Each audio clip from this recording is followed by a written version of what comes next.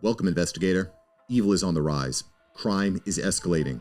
Our mission is to eliminate the crime by exposing evil, examine why it manifests, and highlight the brave souls that confront it every day. Join us as we work together to bring justice to every victim. Welcome to All Things Crime. Here's your host, Jared Bradley. I mean, that's just brought us a totally different direction. But I was thinking as I was reading all this, one of my first things was, I've seen all these videos from Gen. Let's see, what is that? Gen Z? I don't know what we are now. The 20-year-olds. Anyway, we're boomers. That's all I know. Yeah. Well, Gen Alpha is like 8-year-olds now. Right. Yeah. So I think that's I get them all mixed up, but I'm pretty sure it's Gen Z. Maybe. That, yeah.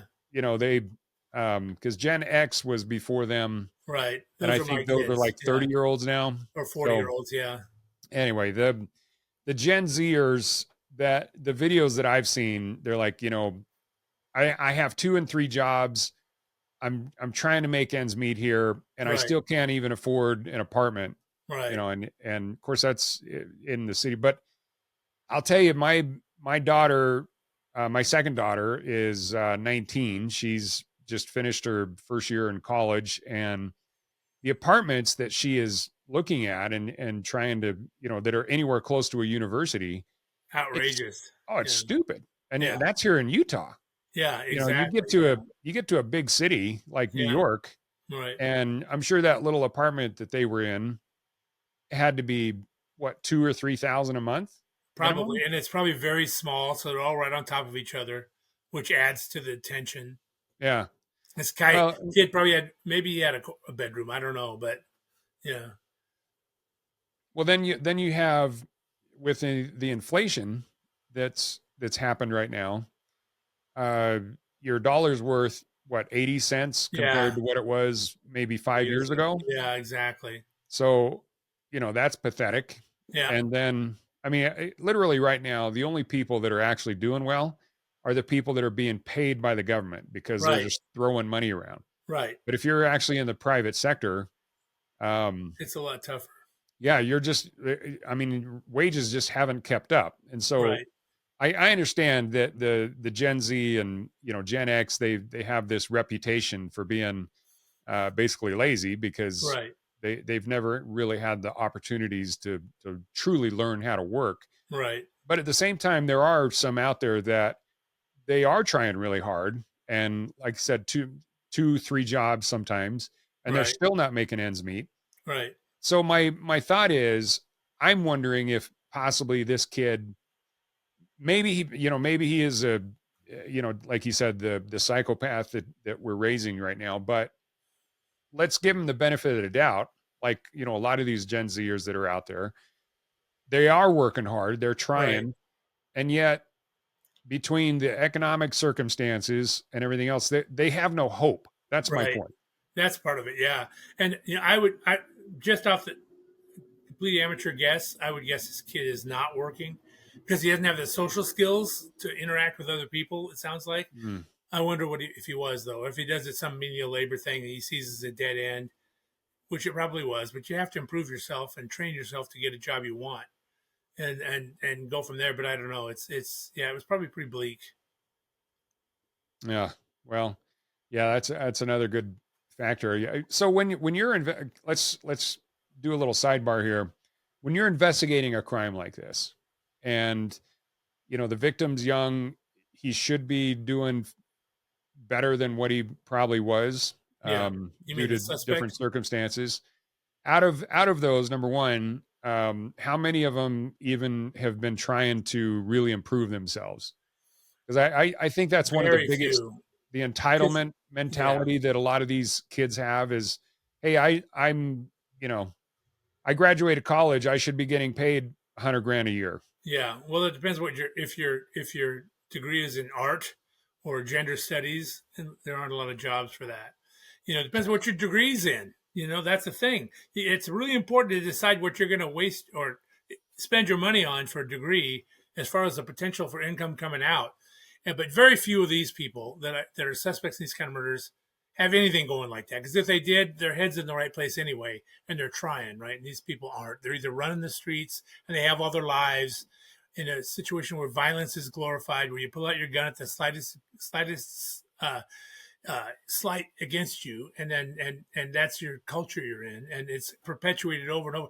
I remember arresting late in my career. I would arrest people, and I'd say, I arrested your grandfather when he was your age, who of course was only 40 years older than him, 45 years, because that's the way it is. It's just like, oh, because they're all, junior, senior, junior, and the third, and oh yeah, it's the same families over and over and over.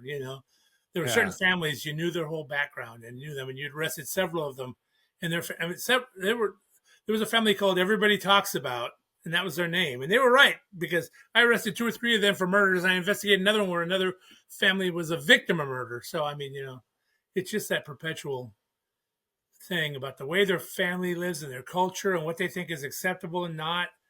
And they're just trapped in that loop. Yeah, well, they say that you can tell somebody's future based on what the family talks about, over the dinner table. Oh yeah, I saw some video not too long ago of somebody throwing a birthday party for like a little kid. It was a birthday party, like a 10th birthday party, and the theme of it was they had all this fake money and fake guns. And they're holding it up and holding the guns up and holding all this fake cash up. And, like that was the birthday party for like a 10-year-old. Come on. You're just perpetuating that. That's what's cool. And they're going to end up, getting killed or killing somebody or going to prison for the rest of their lives, because that's what you're showing them life is about. And what are you thinking as a parent? And the parents are all there laughing and smiling and them holding up the toy guns and wads of cash, living the gangster life. Yeah. Well, as if these video games don't cheapen, if you get killed, you just get a new life. Yeah, exactly. You just start over. That's not, people don't realize that didn't happen in real life. Yeah. In real life, you got one shot. And no pun intended. Right. Yeah.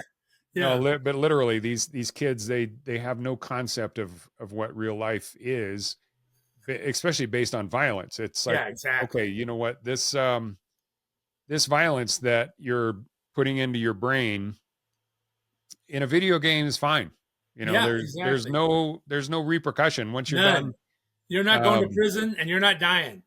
Right. You're not killing anybody in real life. Yeah. Yeah. But in real life, that blurs the line. Well, which is sad. Yeah. Another video that I saw was of a officer. It's from his perspective. It's his body cam, and he's talking to this guy who's just kind of peering out from the door frame, and he's like, "Hey, do you have a gun?" And the guy says, "Yeah, I do." And so he immediately pulls his weapon, and he says, "Look, man, we don't want to do this." He said, "I have a wife and 3 kids. Let's not do this. Let's just settle down." But I think the guy, the perp, was basically, just intent on this, suicide by cop thing. Right. And he wanted to go out in a blaze of glory, which he did. Yeah. From the perspective of the officer, he immediately tries to invoke, personalize it. He said, right. "Hey, I have a wife and 3 kids. Let's not do this." How many times have you talked to officers about post shootings that it just, what does it do to them? Yeah, well, I've investigated a lot of officer-involved shootings, and first of all, it happens so fast. They all say, "Oh, you got to de-escalate." Well, sometimes there's no chance. It just happens, snap, snap, snap, and it's done. And if you pause trying to do something else, you're going to get killed, right? And people that the bugs me the most is the people that have no idea what this is about want to tell you how to do it. They've never done it. They've never been in that situation. They want to tell you how to do it. And they want to criticize you afterwards because you didn't do what they think should have been done. But, right. It doesn't, it's just an instant snap, snap, snap usually. I've been to a lot of officer shooting scenes where there's taser wires sticking out of the suspect because they tried to tase a guy with a gun or a knife, which you do not do. You meet deadly force with deadly force. You have to, because you're going to get killed if you mess around. So that. It's just it drives me crazy. And these officers don't want to go out. They didn't go to work. Well, I hope I get to shoot somebody today. Right. It's not a good deal. And you know, body cams actually have been pretty good for showing that how quickly the situation escalates. And sometimes it's already escalated. Like I said, this guy's set on suicide by cop before you even get there. It isn't going to work most of the time. He's gonna do it. He's gonna get you to kill it or take you with him. Well, personally, I think most of the body cam videos that I've seen, I think the officers have given them too much shot. Right, they do way too much opportunity. I see it all the time. I go, what are you doing? You got to shoot that guy or something or whatever, because you're going to get yourself killed. Right. Or one of your comrades killed. And you don't want to do that either. Yeah. Well, nowadays, like you said, all these people that try to tell you how to do things, especially when it's, they're evaluating, your performance afterwards and then saying, well, you should have done this and should have done that. Yeah. You go out and show me how it's done. You'll have a bunch of these people dead. You go out and show me how it's done. Yeah. and a lot of these people are like politician types. Yeah. Or lawyers or whatever. They have no concept. Yeah. No concept at all. Go out and show me how it's done. If you think this is how it should be done, you go do it, and I'll see how you do. Yeah, it's ironic that most of them, would never even go to a simulator. Not even, because they don't want to know that. They don't. In here, there were some people. Well, there's no option to run away. Well, you know what? There is no option to run away because you're the police. You have to handle this. If you run away and he kills 3 or 4 people afterwards, what's everybody going to say? Yeah, just shoot him in the leg. Isn't that the shoot him answer? in the leg. Yeah. Because the guy shot in the leg cannot possibly shoot you back. Well, again, having spent some time on the range, it's hard enough to hit anything. You got to aim for center mass. Yeah, at 25 feet. That's a long. It way. is. Almost never. There's never any handgun course where they have you shoot a handgun more than 25 feet. That's the max back. Yeah, because realistically, you're going to miss. And 25 feet. If people think about it, 25 feet is literally across a decent living room. Yeah. It's a long ways. And try it. Go out. Just go out to the range, rent a gun if you have to, and shoot from various range of distances and see how hard it is to hit. and then try to imagine shooting a smaller target that's moving, like a leg or a hand that's moving. Yeah. And you're guessing which direction it's moving. Exactly. It ain't gonna happen. And it's just, I don't know. I don't care what kind of sharpshooter you are. No, these are all people that they just shoot them in the leg. Yeah. 1 out of 100. Yeah. So then, and even if you hit it, they can still kill you. Right.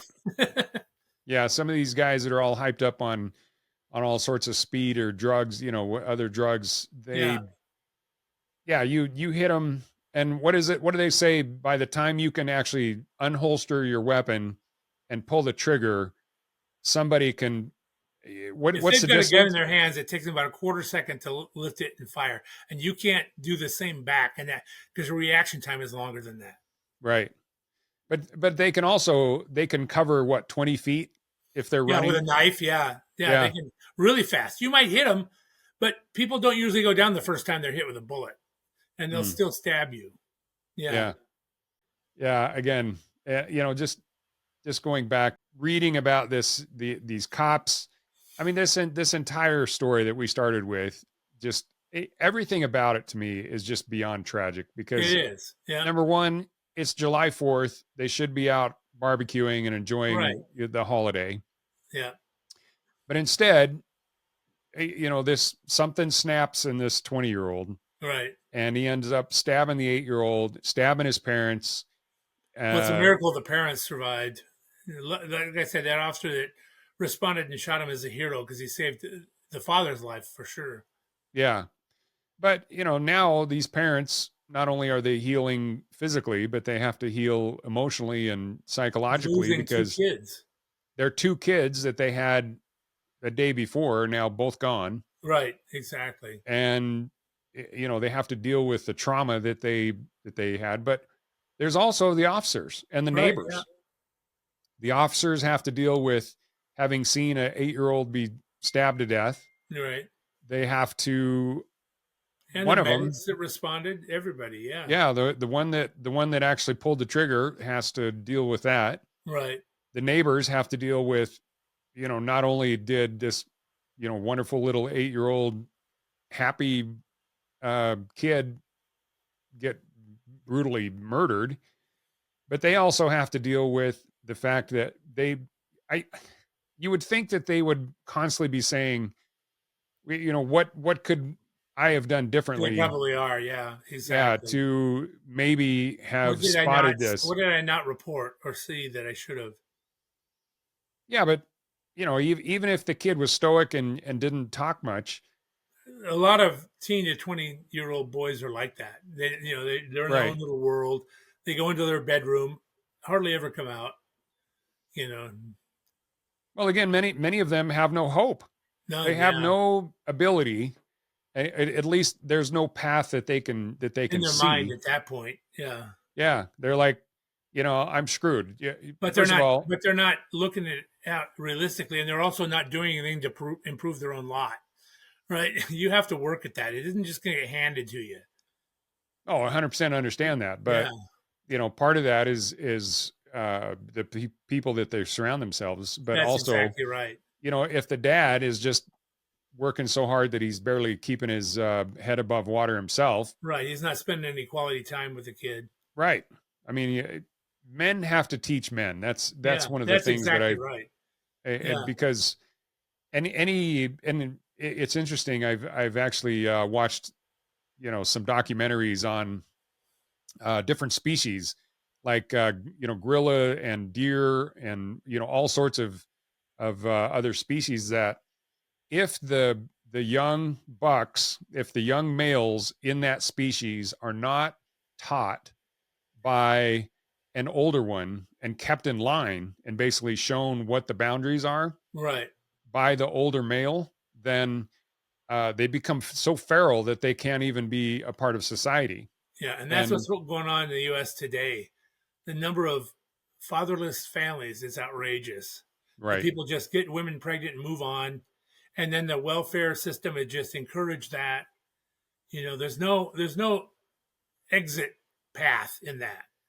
Like, here, we'll train you to do this. Well, watch your kid while you go to school to better your life and then go out. I remember when I was doing sex crimes, I went to talk to a, a woman. I knocked on her door and asked about her daughter. She's in the living room watching soap operas. Where's your daughter? Oh, she's at daycare paid for by the state.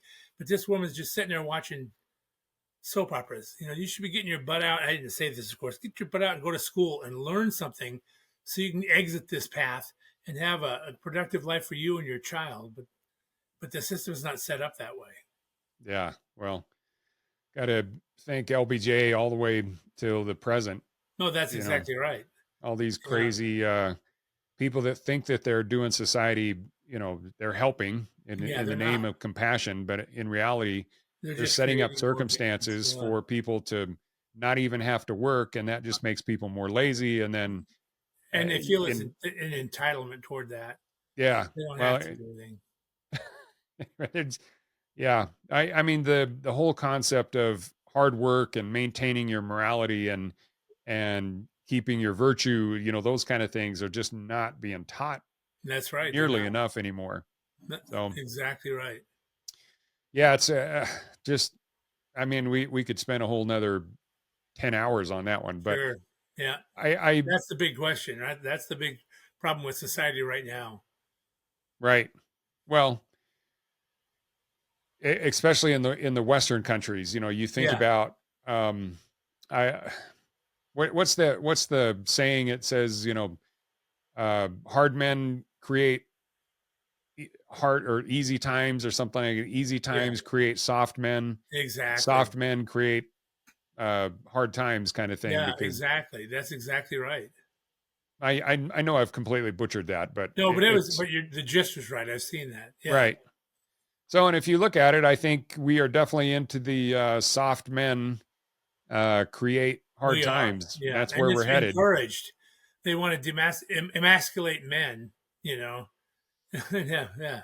Well, every Western country, it's crazy right now.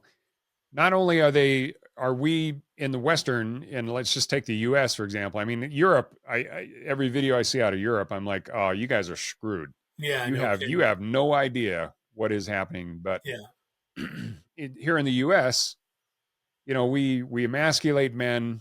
You know, there's so many people that literally never get off the couch. There's tons of people that